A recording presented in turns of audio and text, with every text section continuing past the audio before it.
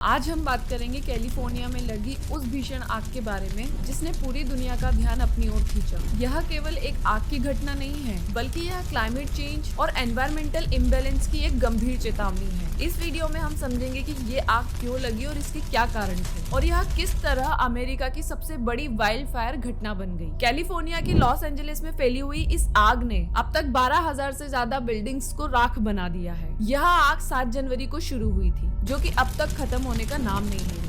अब तक कई लोगों की जाने जा चुकी है और कई लोग लापता हैं। लाखों लोग बेघर हो गए। इस घटना का मेन रीजन है सेंटा एना विंड्स। सेंटा एना विंड्स क्या होती है, आज हम समझते हैं। इन हवाओं का निर्माण हाई प्रेशर और लो प्रेशर की वजह से होता है। इसे मैप की मदद से समझते हैं। ये जो आप देख रहे हैं, ये कैलिफोर्निया का नक्शा है। नॉर्थ ईस्ट में ग्रेट बेसिन का एरिया है, जिसके एक तरफ रॉकी माउंटेन है और दूसरी तरफ है Sierra Nevada mountain range. Great basin में हाई प्रेशर बनता है, जबकि नीचे की ओर लॉस एंजलिस और प्रशांत महासागर के पास लो प्रेशर बनता है। आपने भूगोल में पढ़ा होगा, हवा हमेशा हाई प्रेशर से लो प्रेशर की तरफ जाती है। जब ये हवा तेजी से प्रशांत महासागर की तरफ जाती है तो इसे सेंटा एना विंड्स कहा जाता है। ये हवाएं सूखी और गर्म होती है और इनकी स्पीड कभी कभी 100 मील प्रति घंटे तक पहुंच जाती है। दुनिया में कई जगह तेज हवाएं चलती है, लेकिन साउथ कैलिफोर्निया में ये हवाएं इतनी खतरनाक क्यों होती है? इसका कारण है यहाँ का पहाड़ी इलाका। जब सेंटा एना विंड्स पहाड़ियों से होकर गुजरती है तो वो और भी सूखी और गर्म हो जाती है, जिसके कारण सूखी घास और लकड़ियां जल्दी जलने लगती है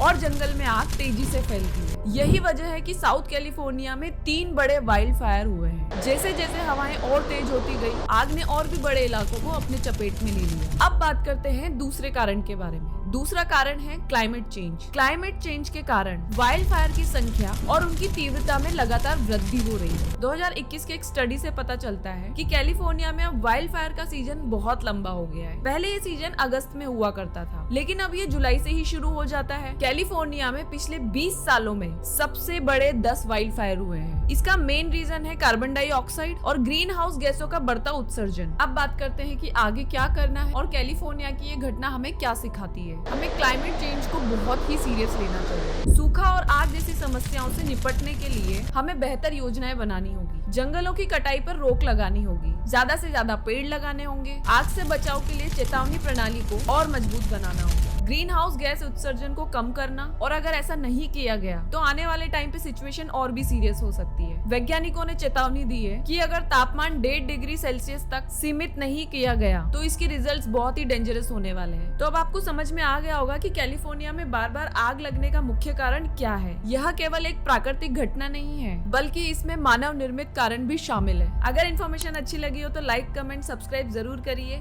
मेरा नाम है कॉनिका सोवालका और आप देख रहे हैं आलिया बेटे।